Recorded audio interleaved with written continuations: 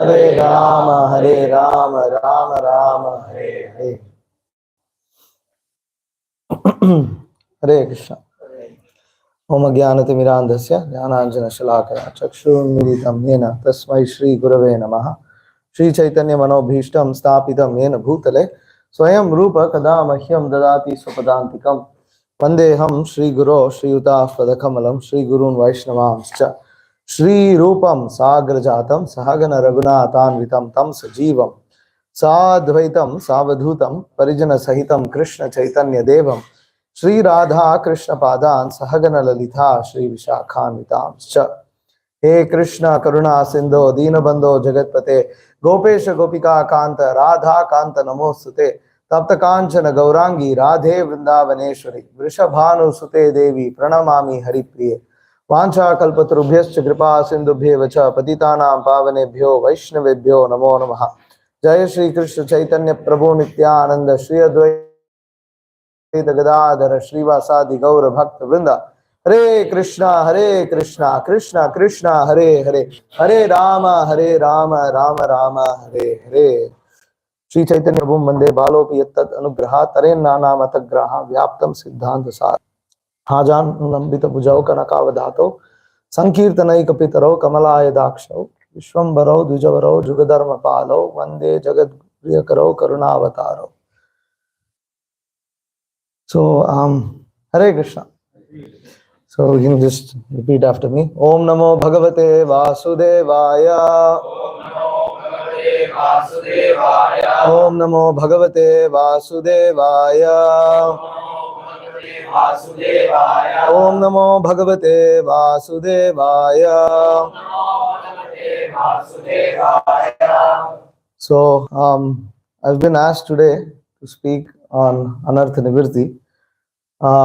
First, I'd like to thank the devotees of Kanaya Desh for kindly giving me an opportunity to speak, render some service. Personally, is not some, I really don't feel qualified to speak on this subject because I have a lot of anarthas to work on myself. And I feel this is an opportunity given by all of you, representatives of my spiritual master, who is asking me to repeat these things so that I remember them. Once Bhakti Vikas Maharaj, he was saying, obviously, to instruct persons like myself, that, he was just talking, and he said, am I in Maya? I'm always in Maya, except whenever devotees ask me to speak about Krishna. So, that's really position of people like myself. So, I thank all of you for kindly giving me opportunity to speak about Krishna, because otherwise I'm always in Maya. So, that's the way to get free of anarthas, is to speak about Krishna. So, okay.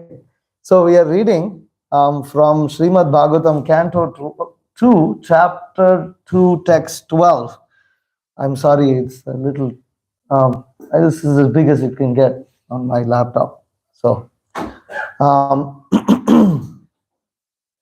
we'll just chant one time together. I'll repeat call and response. Adina Leela Hastinekshano Lasad. Bhrubhanga Samsujita Bhuryanugraham. Iksheta Chinta Mayamenam Ishwaram. Yavan Manodharanaya Vatishthate. Okay, I'm going to go directly to the translation. The Lord's magnanimous pastimes and the glowing glancing of his smiling face are all indications of his extensive benedictions. One must therefore concentrate on this transcendental form of the Lord as long as the mind can be fixed on him by meditation. It might seem, how is nothing in the verse that has anything to do with Anartha Nivritti, but Srila Prabhupada explains how it has everything to do with that. See, this word anartha, anartha refers to that which is opposite of artha, right? Anartha. So you have artha, then you have anartha. So artha, commonly translated as economic development, but another meaning of artha is goal, right? So anartha basically means everything that prevents us from reaching the goal. This is what is called anartha, actually. And therefore anartha nivritti, because we have a goal which is to attain Krishna's lotus feet, to attain Krishna prema. And anartha nivritti means to get rid of everything that prevents us from reaching that goal. So this is what is called anartha nivritti. And what does that mean? That means when you are talking about a goal, that is the end achievement that you want to gain. Now, there might be something temporary that might give you happiness in between, but will prevent you from reaching that end goal. That is also called as anartha. Therefore, everything, anartha doesn't necessarily mean things that only give us pain. It can be things that give us happiness also. But these so-called sources of happiness prevent us from reaching the ultimate happiness. And therefore they are called anarthas. So this is the difference between shreyas and prayas. Shreyas is that which helps one achieve the end goal. Shreyas is that which gives one long-term benefit. So shreyas gives long-term benefit, prayas gives short-term benefit. We have heard this. So, but what is really long-term benefit? Long-term benefit is that which is eternal. And people generally, my father, when I was young, he would say, you see, if you struggle when you're young, then you can enjoy when you're old. Meaning that if you study very hard, but those who don't study and they try to enjoy when they're very young, then they suffer for most of their life. You would say that, see, 20 years you have to study and struggle, then rest of the life you can remain peaceful. But 20 years if you enjoy too much, then 80 years you have to suffer if people live for 100. So now, that looks like, okay, this is prayas, that is shreyas, and that's how materialists would like to, those who are attached to material results, they would like to describe things like this. But from the Vaishnava perspective, this is all prayas. This is all prayas. You see, we all of us have had the misfortune of watching movies, right? So we wasted many hours of our life watching movies. Hopefully we are not wasting more hours. But now in the movie, there is a husband, there is wife, there are children. What is it? Drama wife, drama husband, drama children. How long does that relationship last? 3 hours. 3 hours. 3 hours, drama wife, drama husband, drama children. What's going on over here is 8-year drama. Drama wife, drama husband, drama children. 8 years. We've had so many, who knows the amount of mothers, and every birth we've had a mother. Every birth we've had a father. Otherwise, how can you be born? Right? And so we've had all of this, and this is all drama. All one drama after another drama. Drama is going on. Continuously, it is a drama. That's all. Has no relationship with the spirit soul. So, all of this is prayers. It has to be prayers because it is temporary. It is not long term. It's a question of how long is the short term. For Brahma, that long short term is the entire duration of the universe, which is his full life. For us, it's whatever, 60, 70, 80 years. And for other living entities, it might be half hour, depending on what kind of insect they are. They come into being and go. And so therefore, this is all prayas. Shreyas is only that which is eternal. This is the Vedanta perspective. The perspective of the Vedanta, Athato Brahma Jigyasa. Brahman is differentiated from matter. That we have to inquire about Brahman, that which is eternal, that which is spiritual, as differentiated from that which is material. And that alone will give us that eternal happiness. And therefore, attainment of Krishna's lotus feet, which is the conclusion of the Bhagavad Gita, Krishna says, Sarvadharman Parityajya Mamekam Sharanam Braja. Surrender unto me.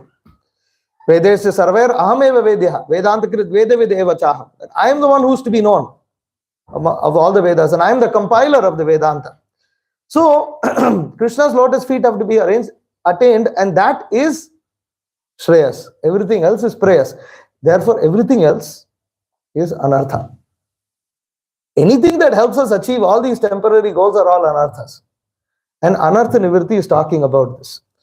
So, in talking about Anartha Nivritti, Srila Prabhupada gives a couple of perspectives. There are 2 sessions. So, I'm going to go over a few perspectives in this session and few perspectives in the next session. Okay, so this is the first perspective that Srila Prabhupada gives. We go straight into the purport.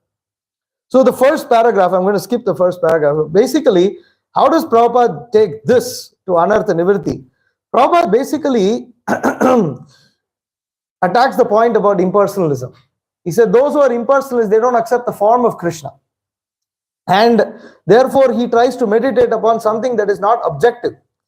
And Prabhupada says that unless one receives true knowledge of the Supreme Personality of Godhead, one cannot meditate upon his form. One doesn't even accept his form. So Prabhupada starts to talk about how we can accept the form of Krishna, how we can get knowledge of Krishna. So therefore, Srila Prabhupada, in the second paragraph, he says, the process of meditation recommended herein is Bhakti Yoga, or the process of devotional service, after one is liberated from the material conditions. Jnana Yoga is the process of liberation from material conditions, after one is liberated from the conditions of material existence, when one is Nivritta, as previously stated herein, or when one is freed from all material necessities, one becomes qualified to discharge the process of Bhakti Yoga. Therefore, Bhakti Yoga includes Jnana Yoga.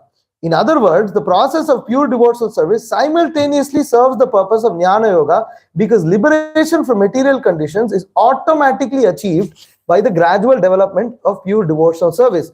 These effects of Bhakti are called Anartha Nivritti. So the point is that the Jnanis, they are very interested in that which is known as Mukti. They are very interested in attaining Mukti, liberation. Because they think, see, why are we going through the cycle of birth and death? We have all these material desires. So therefore, I'm going through a cycle of birth and death. If I stop having all desires, then Nivritti, I attain. But there is no positive engagement. So Srila Prabhupada is speaking how Bhakti Yoga is positive engagement. And he is tying that to the verse. He is tying that to this by saying that, see, just see, Lord's magnanimous pastimes, glowing glances of his smiling face. These are all extensive benedictions. This is all positive, actual things that one can meditate upon. Not just thinking about what one should give up, but what one can gain. So in this, you can also understand what will come in the last session called Artha Pravritti. This is the goal. So we are catching hold of the goal. But then the question is, when I catch hold of the goal, what about the things I need to give up? Prabhupada says it happens automatically. That's the thing we are discussing right now. Anartha Nivritti happens automatically. So Srila Prabhupada continues. He says, things which are artificially acquired gradually disappear along with the progress of Bhakti Yoga. Meditation on the lotus feet of the personality of Godhead, the first processional step, must show its effect by Anartha Nivritti. The grossest type of Anartha, which binds the conditioned soul in material existence, is sex desire. And this sex desire gradually develops in the union of male and female. When male and female are united, the sex desire is further aggravated by the accumulation of buildings, children, friends, relatives, and wealth. When all these are acquired, the conditioned soul becomes overwhelmed with such entanglements and a false sense of egoism or a sense of myself and mine becomes prominent, And the sex desire expands to various political, social, altruistic, philanthropic, and many other unwanted engagements, resembling the foam of sea waves, which becomes very prominent at one time and at the next moment vanishes as quickly as a cloud in the sky. So, Srila Prabhupada, in this purport, there are multiple ways in which Anartha is discussed. But Srila Prabhupada, in this point, he zooms into one Anartha. He says this sex desire, this lust, this desire to enjoy separately from Krishna, this thing is the Anartha. It is the main Anartha. You see, this is the main reason why we are in the material world. Yes, we have anger, we have greed, we have envy, we have all these things. But all these things exist because of one thing. And that one thing is to enjoy matter separately from Krishna. It is to enjoy matter separately from Krishna, which is manifested in the form of sex the most. Think about it. This attraction towards the opposite sex, which is so prominent in human society, and say some very beautiful woman is there, and she is alive. When she is alive, so many people are, after her.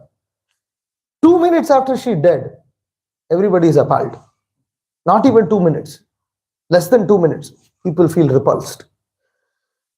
Even within a family, there's a big difference between before the family member dies and right after the family member dies. It could just be a matter of minutes, but immediately there is a feeling of horror, because now you're looking upon a dead body, right? But the body has not changed. In the last 2 minutes or 5 minutes, it still looks exactly the same.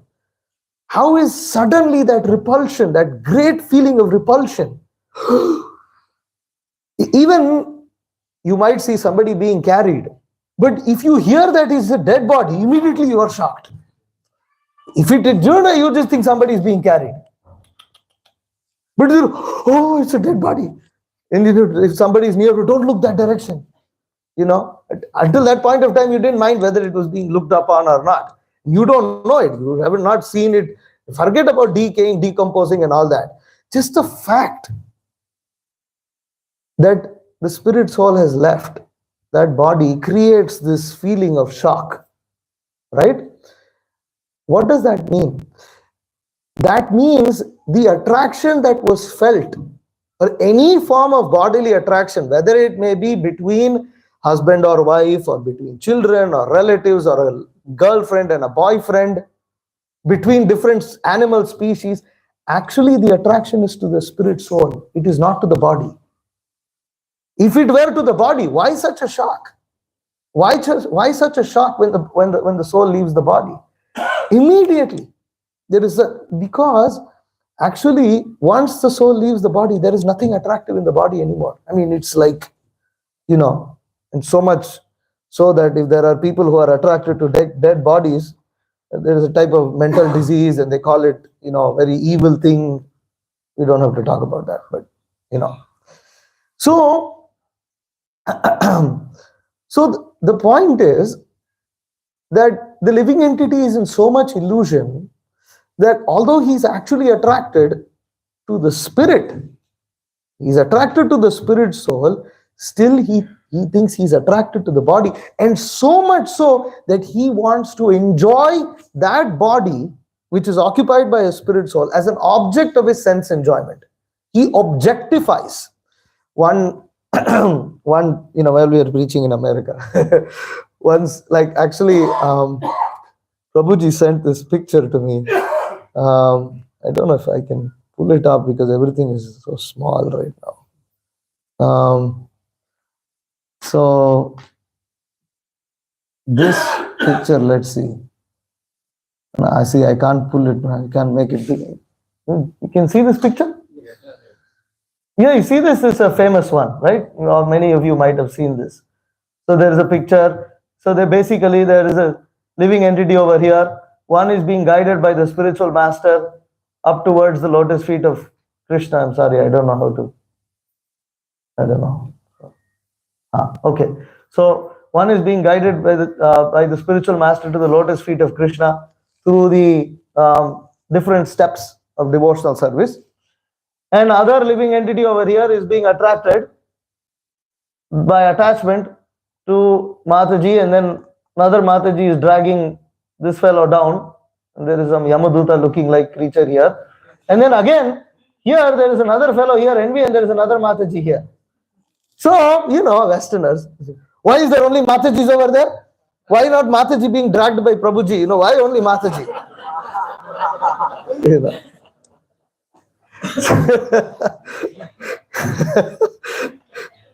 Well, the truth is, Prabhujis can also drag down Matajis. That's a fact, and Shastra also accepts that.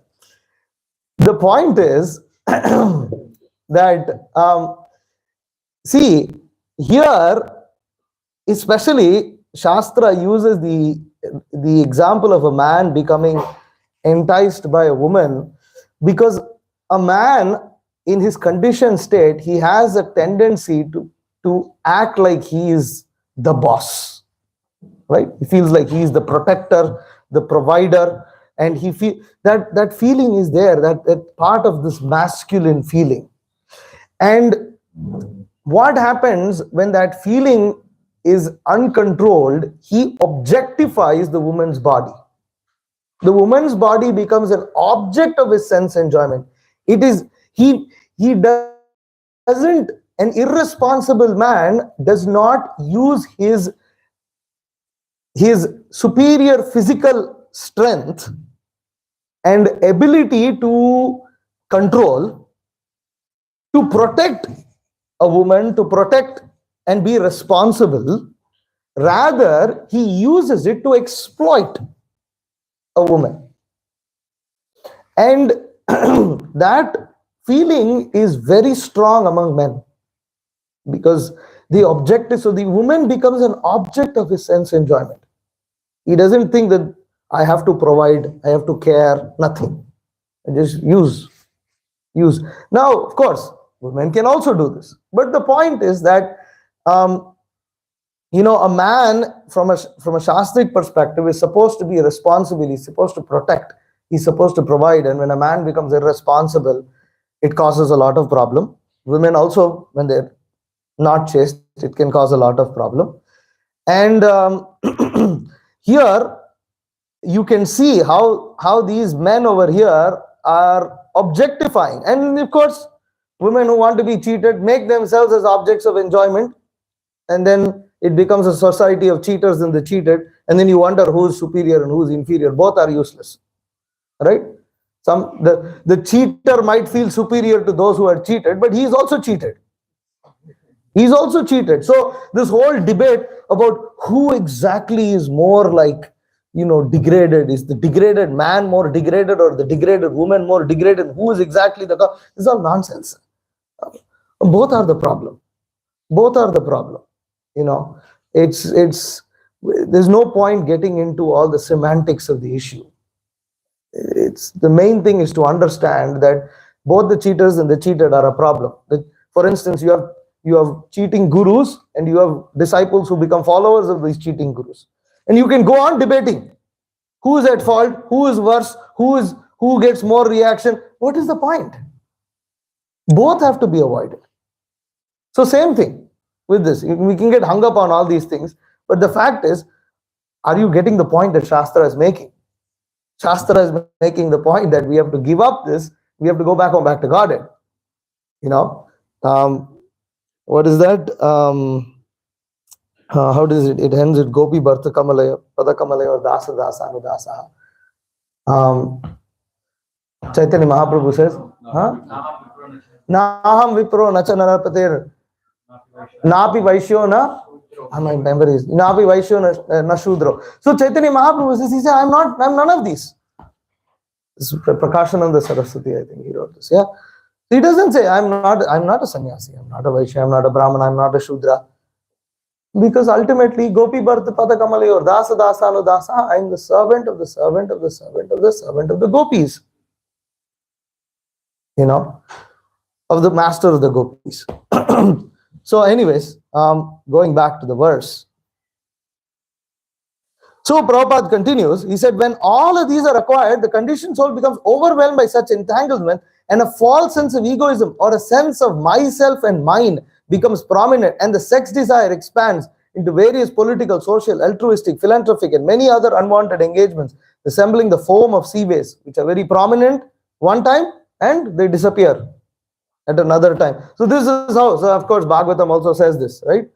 Umsastri mitini bhavametam tayoraho hridaya granthi mahu ato griha kshetra sutapta vittai janasya mohoyam aham mameti. So this aham mameti, it becomes very prominent.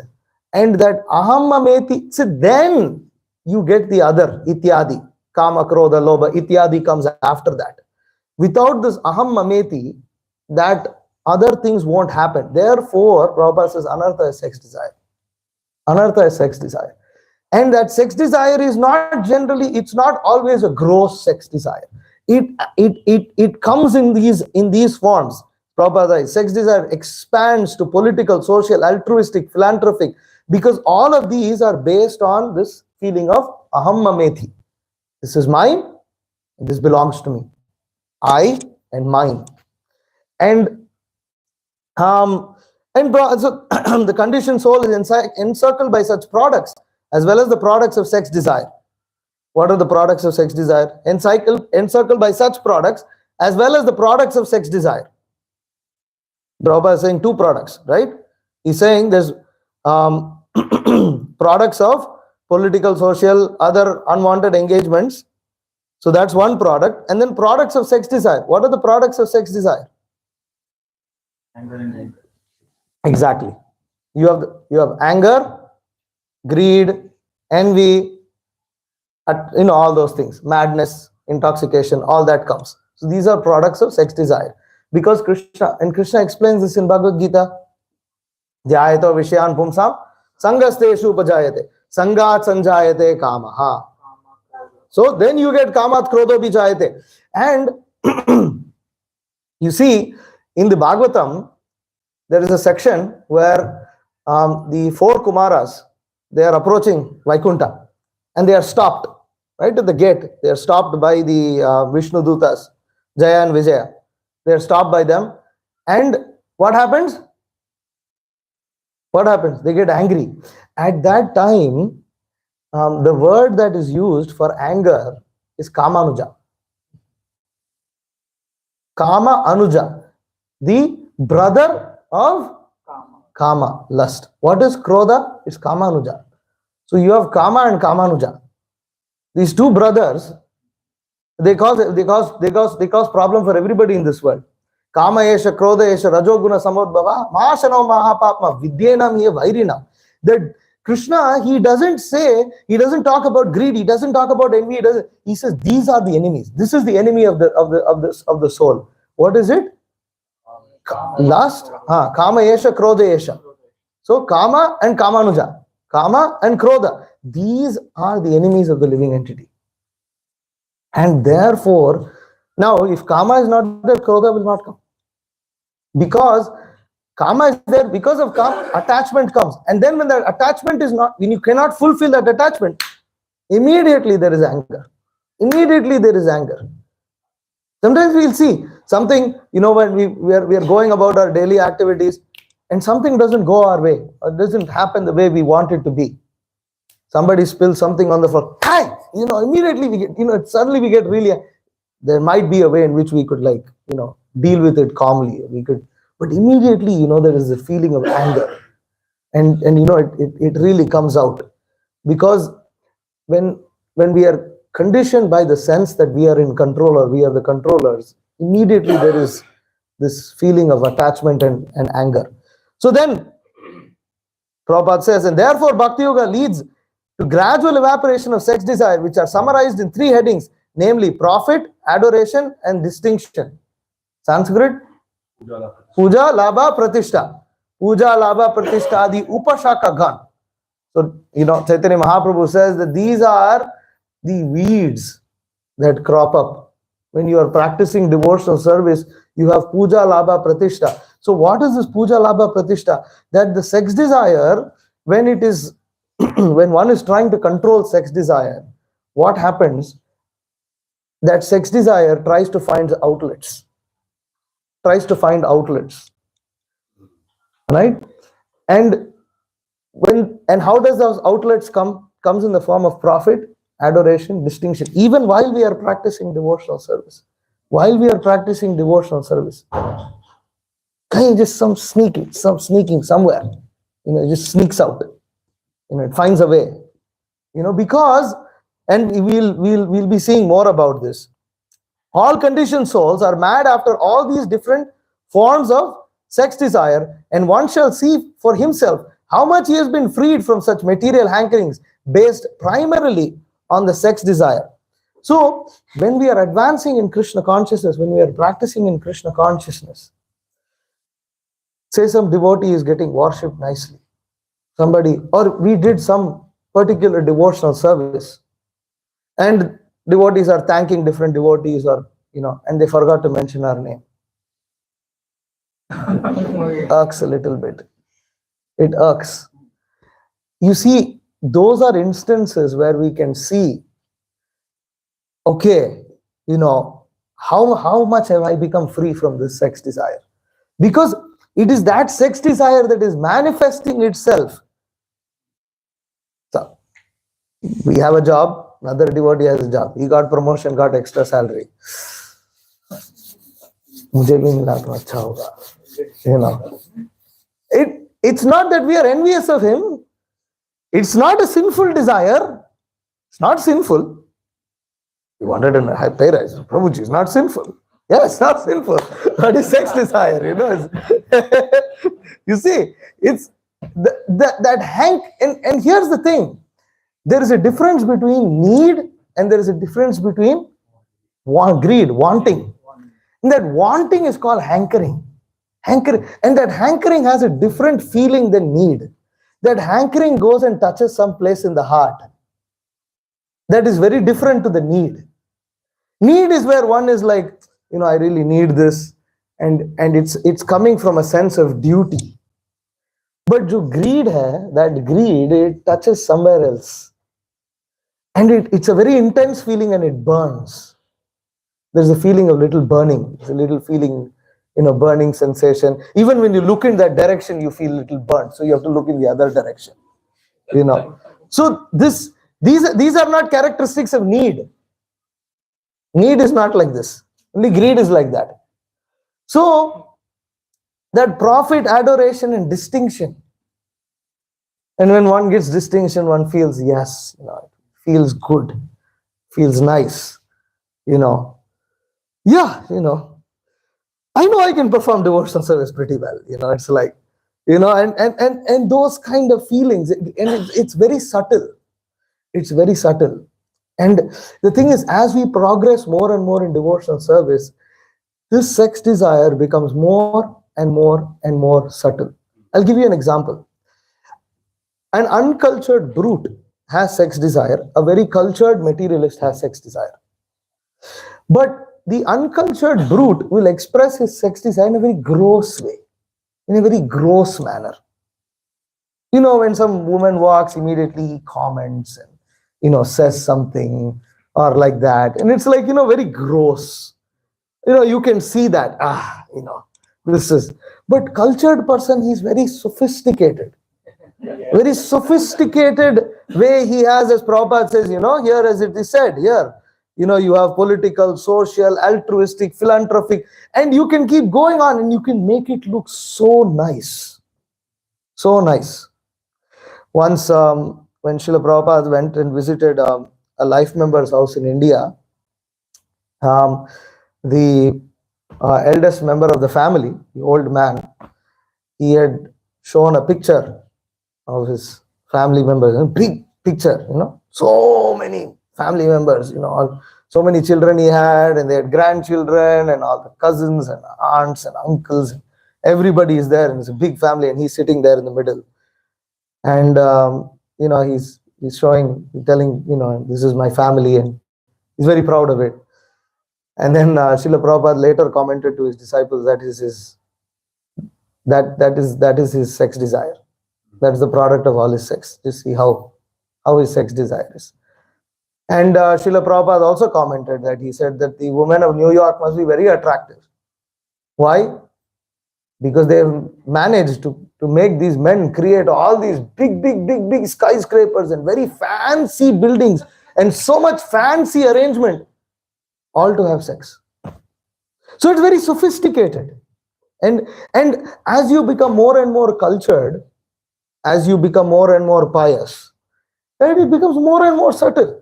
It's not even gross at that point of time. It's not very gross anymore. It's not cultured families. It's not like, they are looking to, have sex all the time or anything like that. It's not like that. It's very cultured, but it's still material because it's based on the body. You see, it's based on the body, right? So anything based on the body is ultimately exhibition of sex desire. So it becomes more and more subtle. Now, that's just for pious materialists, pious followers of the Vedas, pious Hindus, right? But when you become devotee, you are progressing even higher than them. And Prabhupada comments how even the Mayavadi sannyasis, that because of a lack of understanding, a higher taste, lack of worshipping the lotus feet of Mukunda and gaining the nectar from it, even though they say that actually the whole world is Maya, after giving up everything, they open up, different, social welfare activities, so many things like schools, hospitals, colleges, this, that, so many things they do. And Prabhupada would criticize it. You said everything is Maya, everything you're giving, why are you doing all these things? So it is actually also a trap.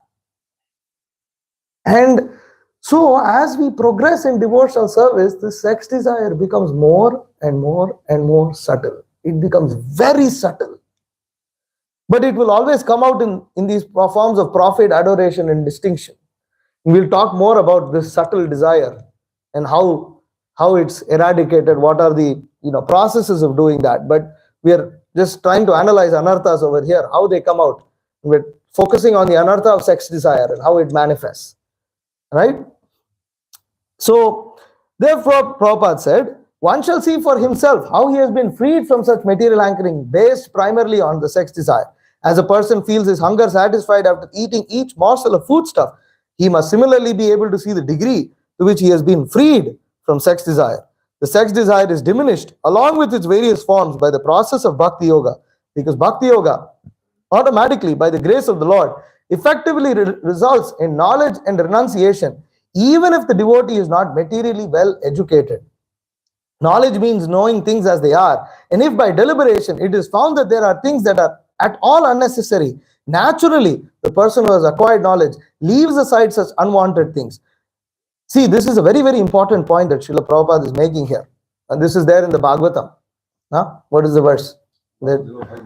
Vasudeva Bhagavati Bhakti Yoga Prayojyata Janayatyasha Vairagyam Jnanam Chayada Haitukam.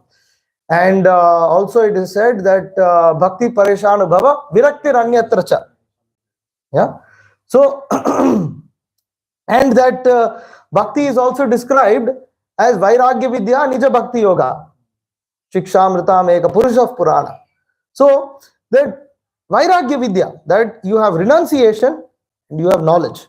And Prabhupada is making a very important point here. He's saying that Bhakti results in knowledge and renunciation. You have to get these two. You have to get knowledge and renunciation. But I'm not very educated, sir. I'm not very educated person. I'm not very well educated, and I don't know how I will get so much knowledge. I cannot imagine, reading all these different literatures and becoming a scholar. So what? But Prabhupada is saying knowledge is not reading so many books and books and books. Knowledge is knowing things as they are. And if by deliberation it is found that there are things which are unnecessary, naturally the person who has acquired knowledge leaves aside such unwanted things. That means that a devotee has what is known as vichar. This is very important. If a devotee mechanically executes Krishna consciousness without vichar, without deliberation, and deliberation you do not require to be a scholar to deliberate. You have to think, how can I improve my devotional service? How can I perform better service? You don't have to be a scholar to think like that. You have to have a desire to progress in Krishna consciousness. We have to have a desire to serve the devotees, and we have to desire to understand that we have to give up everything that is unwanted to go back to Godhead. So upon deliberation, when a living entity, it is very easy for him to understand upon delivery, is this pleasing to my guru? Say I behaved in a certain way. Is my behavior pleasing to my guru? Is my behavior pleasing to other Vaishnavas? Will Srila Prabhupada approve of such a behavior? For this, one requires association of good devotees, because in that association, it doesn't take very much to understand. Okay, there is a particular devotee, senior devotees. They are chanting for so many years. They are practicing Krishna consciousness for so many years. If they think that something is not good, we should take it seriously. And it doesn't require us to be a scholar for that purpose. And if they say that something is good, and of course they are establishing things based on Shastra, then we should implement that in our life. And that's the deliberation. And one who has knowledge leaves aside unwanted things. He leaves aside unwanted things. And that's why Prabhupada says, when the conditioned soul finds by the culture of knowledge that material necessities are unwanted things, he becomes detached from such unwanted things. This stage of knowledge is called vairagya, or detachment from unwanted things. So there is something called a culture of knowledge. This culture of knowledge is not book knowledge. It is not, culture of knowledge doesn't mean, reading stacks and stacks of books or becoming very proficient in quoting different shlokas. Culture of knowledge means you are in the association of devotees whereby the knowledge of Krishna consciousness is discussed and practiced. If it is not practiced, where is culture? Culture is when something is put into practice, right? We say there is culture. Oh, so some child is respecting his parents. He's respectful to his parents. You say this boy is very cultured. Why? Because he's behaving in that way. If there is no behavior, there is no culture. So culture of knowledge is where knowledge is put into action, where knowledge is discussed and knowledge is executed. It is not dry knowledge. See, that was what Chaitanya Mahaprabhu indirectly he was pointing out to the Mayavadi sannyasis in Varanasi. These are all you just sitting and talking. They were criticizing, oh, you're singing and dancing like some emotional person. Chaitanya Mahaprabhu was like, no, this is what you all are supposed to be doing. This is the stage of true perfection. You just discuss about some perfection, just speculate upon it. There is no practical understanding. You completely distorted the Vedanta. You are actually offenders. So the culture of knowledge is where he associates with devotees. Now this association, it requires humility. Because you have a lot to change. Culture means if you have to imbibe culture, means behavioral characteristics. Behavioral characteristics, if you have to imbibe, means you're changing your behavior. It's not a very easy thing. So that culture of knowledge, it results in vairagya. What is that vairagya? You give up all other. Sarva dharman parityajya mamekam, so that you are giving up the other things, right? Parityajya, you're giving up all other kinds of behavior. You're giving up all these other kinds of behavior. And you are taking shelter of devotees. You're taking shelter of spiritual master. You're taking shelter of Krishna. That is vairagya. That is vairagya. Not this Falgu vairagya, where one just artificially gives up everything and sits with a cowpin somewhere. No, that is not the vairagya. And if anybody does that, it doesn't mean somebody may do that. And therefore, our acharyas, they've always criticized. Don't just go and become, attain some seclusion in some place like Radha Kund. Bhakti Siddhanta Saraswati Thakur's written famous song Vaishnav Ke, right? Where he criticizes. Dushtamana, tumi kisere Vaishnava? What kind of Vaishnava are you? What is that? Nirjanera ghare. So you simply go alone and you're simply making a show.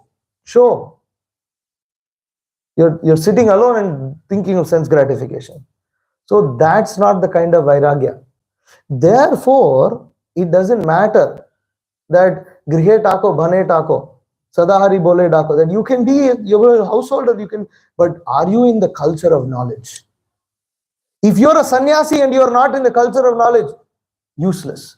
If you are a grihastha, but you are in the culture of knowledge, you are better than that sannyasi. And so vice versa is also true. So this is the thing. And and then Prabhupada makes a very nice point here, and now let's go to the next point. Shukadeva Goswami has suggested some alternatives to the bare necessities of life, namely the problem of eating, sleeping, and shelter, but he has not suggested any alternative for sex satisfaction. It's very funny. So that Shukadeva Goswami says, why does he say that?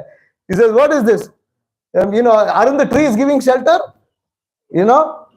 Are the caves closed? Huh? Yeah. So, this is not there. You cannot use your hand as a pillow. What is the problem? So Shukadeva Goswami, but he doesn't give any solution for sex. So Prabhupada is making that very nice point here. So, and so I'm going to stop this purport over here. And the next thing is about the 6 enemies of the mind. Let's see if I can get to that. Okay, so yeah. Okay, this is Chaitanya Charitamrita Madhya Leela. In repeat, Prabhu kahe tatapi raja kala sarpakar. Prabhu kahe tatapi raja kala sarpakar. Kashtanari sparshe yaiche upajevikar. Kashtanari sparshe yaiche upajevikar. Sri Chaitanya Mahaprabhu said, although it is correct that the king is a great devotee, he is still to be considered a venomous snake. Similarly, even though a woman be made of wood, one becomes agitated simply by touching her form. So this is in regard to Prataparudra Maharaj. That Prataparudra Maharaj is the king of Orissa and is a great devotee of Chaitanya Mahaprabhu. He is actually an eternal associate of Chaitanya Mahaprabhu, but Chaitanya Mahaprabhu is playing the pastime of regarding him as a materialist. Eventually, Prataparudra Maharaj achieves Chaitanya Mahaprabhu's mercy. And there's a couple of instances that lead to that. So I'll first explain that. That first, Prataparudra Maharaj, Chaitanya Mahaprabhu, so actually, Prataparudra Maharaj wants to meet Chaitanya Mahaprabhu. Then Sarvabhauma Bhattacharya and others come and recommend. First they try. Chaitanya Mahaprabhu refuses. Then again an attempt is made. Chaitanya Mahaprabhu says, if you push me again, I'll leave everything and go to Alarnath. I'll go somewhere else. I'll go somewhere and none of you will be able to follow me. So then they all become scared. So then, how does Prataparudra Maharaj gain Chaitanya Mahaprabhu's mercy? It happens in a few stages. The first stage that happens is that when the devotees come from Bengal, Sarvabhauma Bhattacharya, and he's showing all the different devotees, and he tells Chaitanya Mahaprabhu that Prataparudra Maharaj has made so many arrangements for all these devotees to stay. He has provided all different accommodation. So Chaitanya Mahaprabhu hears that and takes note. Okay, Prataparudra Maharaj is serving my devotees. He's serving Vaishnavas. This is the first thing. Right? Then second instance. Second instance, I think if my memory serves right, but second instance happens when he sees Prataparudra Maharaj sweep the street in front of Jagannath temple. He's sweeping in front of and before this actually, it's a very nice story to analyze. That's a whole thing to analyze, very nectarian part of Chaitanya Charitamrita, just to analyze this Prataparudra Maharaj and Chaitanya Mahaprabhu. And so many things can be said about Prataparudra Maharaj's reaction. How did he react when Chaitanya Mahaprabhu said, and Chaitanya Mahaprabhu was telling these kind of things to his devotees. Imagine, if we think that this is not reaching the ears of Prataparudra Maharaj, we should also be an illusion, because they are describing things. You can imagine how Prataparudra Maharaj is. So much can be discussed about that. But Prataparudra Maharaj is feeling very bad, He's feeling very repentful. He feels himself completely unqualified, and he feels there's no use in him living his life. He wants to give up his life also. So that is also told to Chaitanya Mahaprabhu, actually, that Prataparudra Maharaj is feeling so despondent that he is thinking that what is the use of all his kingdom, everything. And this also Chaitanya Mahaprabhu makes a note. And then Chaitanya Mahaprabhu sees Prataparudra Maharaj brooming the street in front of the cart of Jagannath. And that's when Chaitanya Mahaprabhu's heart becomes softened towards Prataparudra Maharaj, that he is showing humility. That he is showing humility in front of Jagannath. Still, it didn't happen. Then devotees devised a way, means by which Prataparudra Maharaj, because devotees understand Chaitanya Mahaprabhu's heart. Sri Chaitanya Manobhishtam Stapitam Yena Bhutale. So, of course, Rupa Goswami is known to establish the Manobhishta of Chaitanya Mahaprabhu, but Chaitanya Mahaprabhu's other associates also know his heart. So, they knowing his heart, that his heart is, because just the difference between the vehement reaction upon hearing Prataparudra Maharaj's name has gone reduced. First time he hears Prataparudra Maharaj's name, he says, this is just a venomous snake.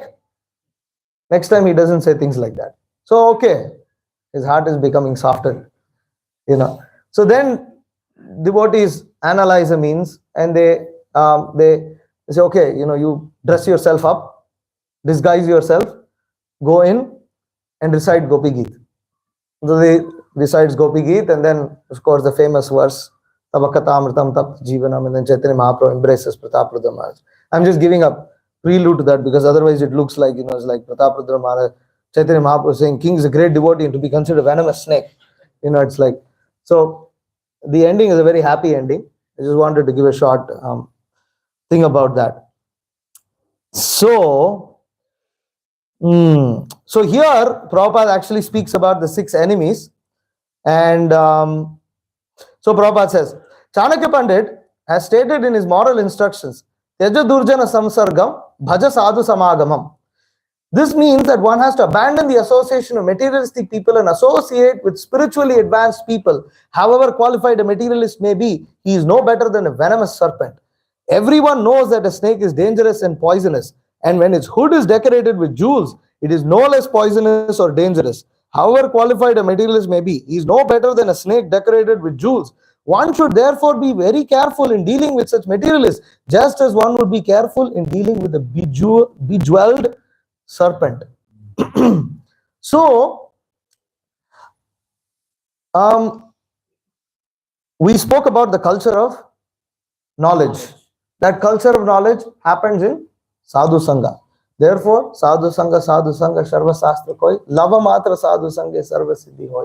Because even a moment in that culture of knowledge is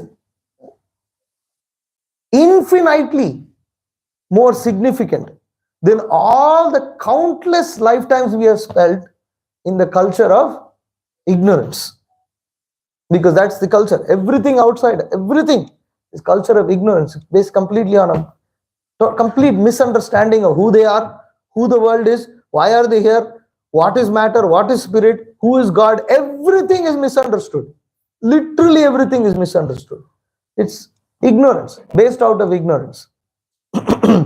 So, Prabhupada is saying here that whoever, and therefore, since that ignorance is the enemy of the spirit soul, the enemy of the spirit soul, ultimately we are in this, what is the nature of this material world?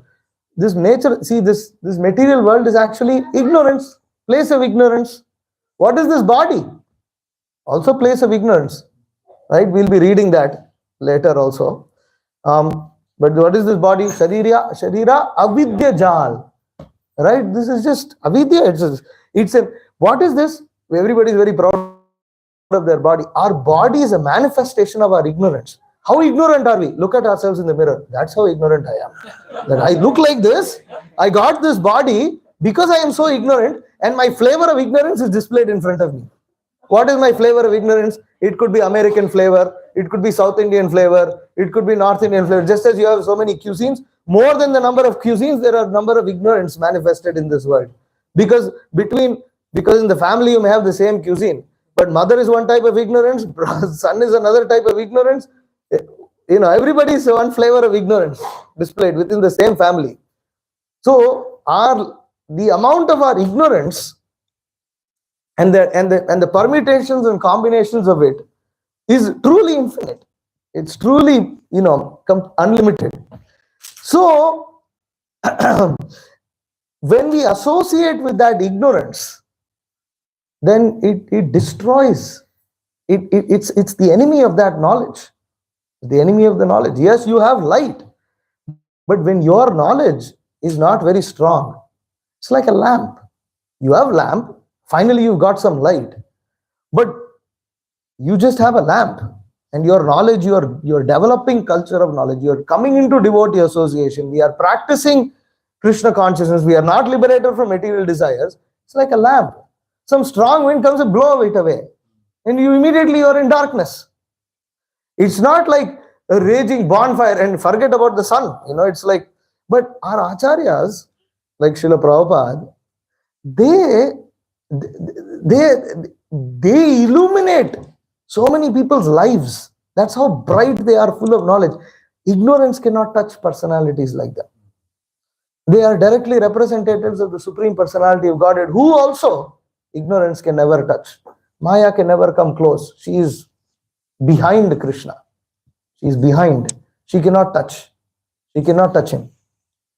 This material world we can see right now, it's dark, right? If there's no light, if the sun is not there, it's dark. It's just dark. Nature of material world is to be dark. Nature of material world, you leave anything, it will start decaying, decomposing, getting dirty, right? That's the nature of the material world. So a materialist is no better than a venomous serpent, because of a serpent, what it can do, it can kill you. Basically, it will kill you. So the ignorance, that culture of ignorance that comes in materialists, it can kill us.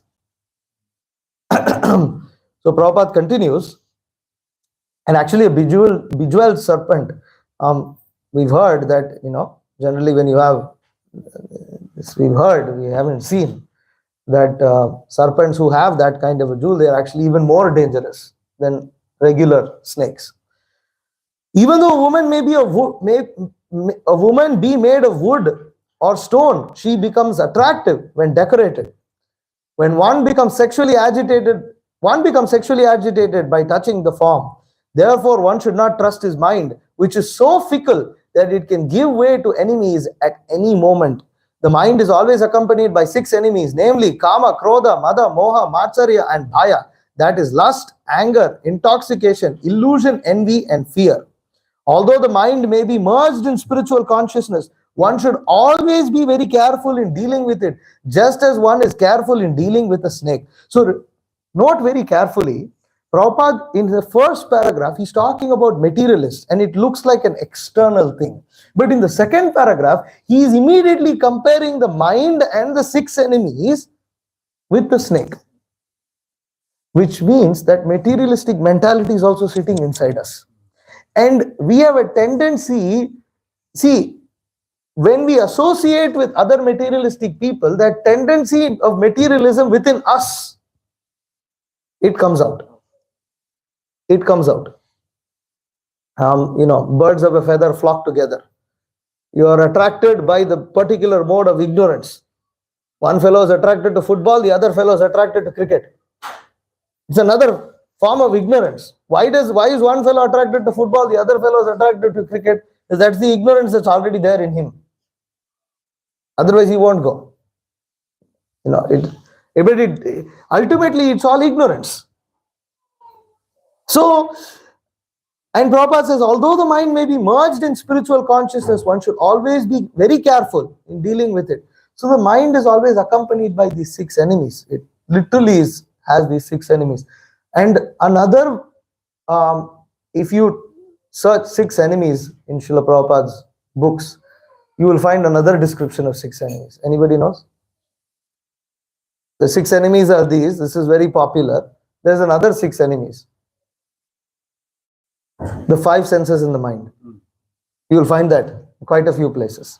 The 5 senses in the mind, these are 6 enemies. One should control these 6 enemies. Manasas indriyani. Prakritistani karshati. That the living entity is struggling. Why is he struggling? Because he's struggling with the mind and senses. With the mind and senses, he's trying to control this world. Karshati is trying to control. He's trying to lord and dominate over this world. But actually, what's happening is he's dominated over by his own senses and mind. And therefore, there is enemies. What is an enemy? An enemy tricks you. Enemy cheats you. Enemy will destroy you. But an enemy doesn't necessarily only mean somebody who comes with a gun in your face. An enemy may be one very sweetly talking to you and swindle all your money. Yeah, that's also enemy. He's also enemy. This mind and senses are like that. They act like your friends. They act like your companions, and they swindle everything away. They take everything away from us. They make the spirit soul completely. But the spirit illusion. The spirit says, I'm in control. So these 6 enemies, whether one takes it as the mind and the senses, or one takes just the mind along with the 6 enemies, Kama, Krodha, Lobha, Moha, Mada, Matsarya, or Kama, Krodha, Mada, Moha, Matsarya, Bhaya. Prabhupada quotes both of these combinations. One should be very careful. One should never think that his mind is trained and he can do whatever he likes. One interested in spiritual life should always engage his mind in the service of the Lord, so that the enemies of the mind, who will always accompany the mind, will be subdued. If the mind is not engaged in Krishna consciousness at every moment, there is a chance that it will give way to its enemies. In this way, we become victims of the mind. So the mind is very dangerous. The mind is very dangerous. If you give it a chance, immediately the 6 enemies who are along with it, they will take control. Okay. And Prabhupada is saying, so how do you not become subject to the 6 enemies? You always engage yourself in Krishna consciousness. What does that mean? Prabhupada says, chanting the Hare Krishna mantra engages the mind at the lotus feet of Krishna constantly. Thus, the mind's enemies do not have a chance to strike. Following the Chaitanya Mahaprabhu's example, we should be very careful in dealing with the mind. We should be very careful in dealing with the mind, which should not be indulged in any circumstance. Even though once we indulge the mind, it can create havoc in this life, even though we may be spiritually advanced. The mind is specifically agitated through the association of materialistic men and women.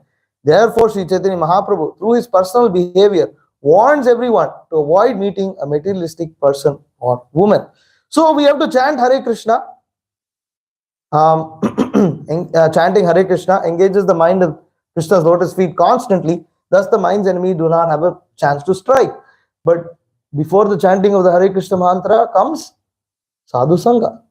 Sadhu Sangha is extremely important. Without Sadhu Sangha, you will not chant the holy name constantly. See, that's why we are leading to this. We are leading to from culture of knowledge in association of devotees. Now we have come to chanting of the holy name, which controls the 6 enemies, which are the Anarthas. Right? So, and in the association devotees, chanting the holy name. And then there's one more element that we will see next. But I will stop here.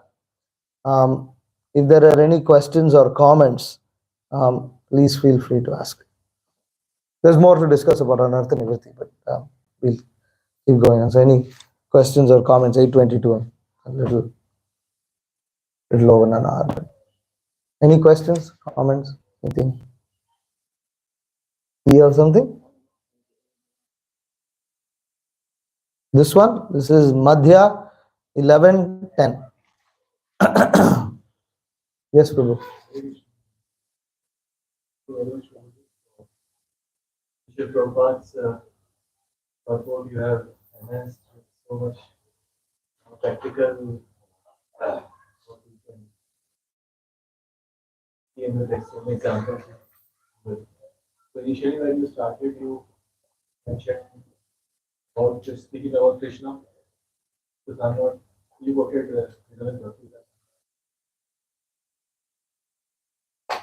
So is this only speaking, or we can see that other Bhakti here? because we don't always speak about it. Right. Yeah. Of course. I mean, engaging in different devotional service and things like that. I mean, see, Maharaj is always engaged in different services and all that. And obviously, he's not in Maya. But it was more just the mood that he was teaching, that he has, that when he's not performing service, that when we are not performing service, we are in Maya. When we are not engaged in Krishna consciousness, we are in Maya. That means we may be doing different services, say we are washing pots, but if we are not conscious that we are performing devotional service, then also we are in Maya. I can give class, I may be able to speak about Krishna, or I may be give class, but if I think that I'm speaking so wonderfully, and I feel like Guruji, or something like that, then I'm also in Maya. So the point is that, are we connected to Krishna in the mood of a servant of Krishna? Are we connected to Krishna in the mood of a servant of our acharyas, and we feel ourselves very insignificant, actually, that you see, another way to understand this purport, that however qualified a materialist, he is no better than a snake decorated with jewels. Who is that materialist? All of us, right? We were all materialists before we came. We are no better than dangerous snakes. That's actually our position. Our acharyas have taken a great risk by accepting people like us, and specifically people like myself. They've taken, it's true, they've taken a great risk. It's a great risk to accept disciples. It's a great risk. And they've given us this opportunity to perform devotion. We are extremely unqualified. There's a session talking about Gaura Purnima and the mood of, getting ready for Gaura Jayanti, Gaura Purnima. It's very significant because we are not willing to surrender, but mercifully we are being taught to surrender. And so we are being engaged in activities that are actually the activities of the acharyas. They are allowing us to do those devotional activities. They are the ones who are supposed to be. They are doing that already. But they allow us also to do it. Actually, who am I to talk about all this? Who am I? Am I talking about Anartha Nivritti? First thing, sex is absolutely not gone. Completely under the control of that. And it's not any humble statement. It's a fact. But what am I doing talking about it? But actually our acharya should be talking, right? Prabhupada, our acharya, they are the ones who are worthy of speaking this. But they give us an opportunity. You also speak. You just repeat what I say. We repeat what they say and they feel, wonderful, very nice. And they feel very happy. They bless us. They give us the credit. You are giving very wonderful class. What wonderful class? You're simply repeating what Prabhupada is saying. What wonderful class? Prabhupada is wonderful. We don't deserve that glorification. But not only we have no clue how to perform devotional service. We have no inclination to perform devotional service. They give us the inclination. They tell us how to do it. And then after we do it, they say, you're doing it so wonderfully. And they give you the credit for doing it. And then they go to Krishna. He has performed very nice devotional service. Please bless him. Hum kya kiye? What did we do? No initiative also. But that is the love that our acharya. And when we are thinking like that, we feel ourselves very unqualified. Then we are not in Maya. Because otherwise, we are so much in Maya because we are thinking we are the doer. What is that? Kartaham iti manyate. How does that verse begin? Prakrite kriyamanani gunai karmani sarvasaha ahamkara vimudatma kartaham iti manyate. Three modes of material nature are conducting everything, and a fool thinks that he is doing everything. Actually, here's the beauty. If we didn't do anything when we were a karmi, when we were a materialist, three modes of material nature are doing everything. As a materialist also we were unqualified. What to speak of devotional service? Same thing. In devotional service also, we are not doing anything. Our acharyas are doing everything. Krishna and Krishna's associates are performing devotional service, using us as instruments. We are always only an instrument. But in Maya, I used to think I am the doer over there. After coming to Krishna consciousness, I still think I am the doer. This is that Maya. All lust, all lusty desires, that's all. Because that lusty desire is what makes us think aham mameti there. After coming here also aham mameti. I'm not doing it. I didn't do it over there. How can I do it over here? I never had the capacity to do anything. That's what Krishna is saying in Bhagavad Gita. Ahankara, what is that? Yeah. Ahankaram, what is it? Akrite kriyama, gunai karma. Ahankaram, vimuda atma. Fool. Ahankara vimuda atma. Kartaha miti. Fool thinks he is doing. Big fool he is thinking he is doing. He's thinking, I've developed all these big muscles, I'm lifting the 20 feet. Oh, there you got all this energy. 1 minute it can be taken away from you. You don't have any energy, you don't have any power. Guna karma is doing it. Gunai karmani sarvashaha. So by karma, you have acquired certain gunas. Those gunas are enabling you to do so many things. Now after we've come to devotional service, whatever devotional qualities we are getting is all bestowed upon us. It's all given to us. Therefore, we are performing devotional service. But if you think I am the one who is giving, then immediately we are in Maya. So that's the mood. It's just that, okay, I'm performing service. I'm reminded that I'm performing service. We have to constantly be reminded, actually. Otherwise, we think that personally, myself also. So it was a long answer to a question, but it's related to the topic. So, anything else? Yes, please. How to remove a fear, either at workplace or when what he or she will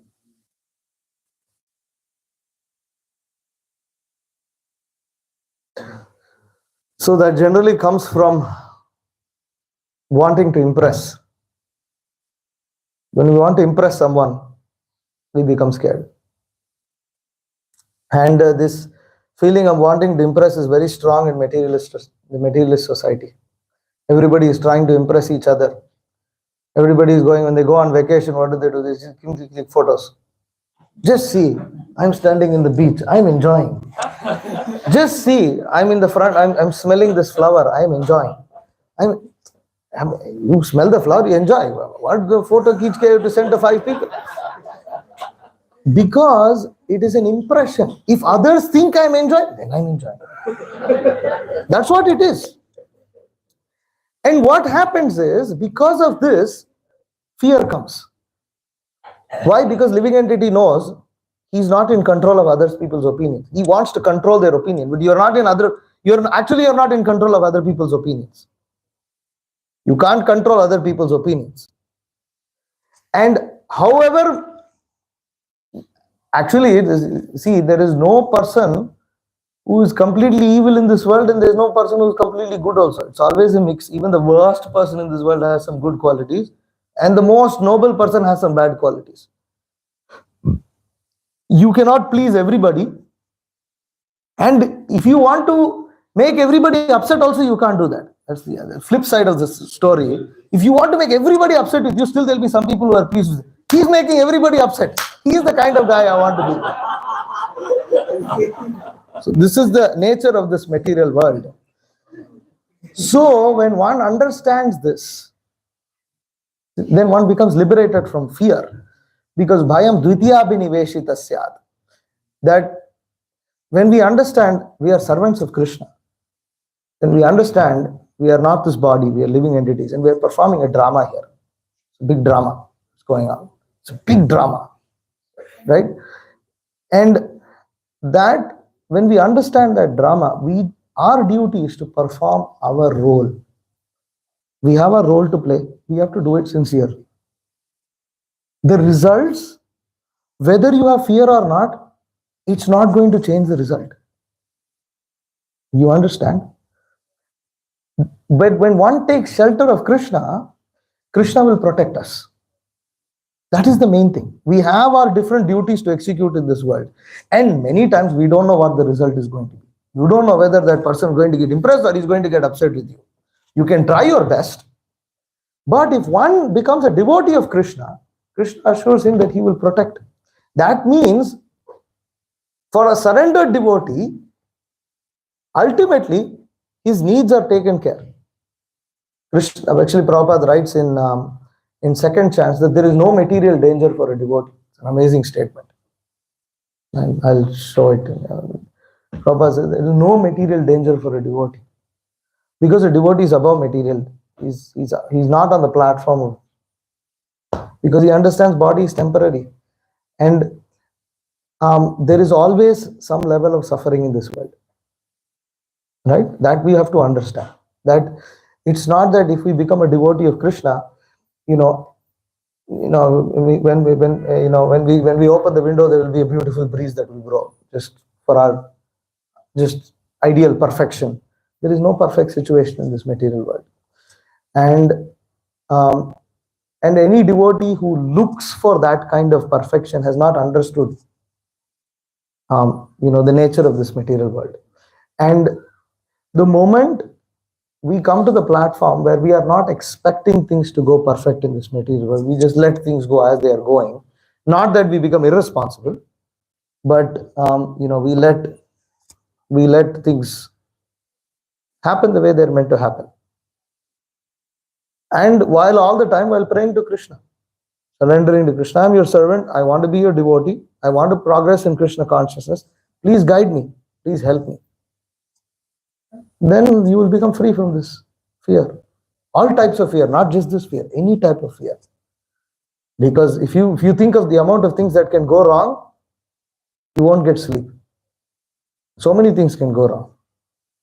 But for a devotee, Krishna protects. Others, they may think they are in control, they may be very charismatic, but actually they are at the mercy of material nature. And that charisma, they could be very attractive, very adored and glorified and everything. Next moment, somebody writes some smear article, this, that, the reputation goes out of the window immediately and whole thing comes collapsing. Seen this? Hare Krishna. Okay, over time, should we stop? Matajis, anything from Matajis? But we'll stop here. Okay. Thank you for tolerating. Hare Krishna. Srila Prabhupada ki jai. Srimad Bhagavatam ki jai. Shri Chaitanya Charitamrita ki jai.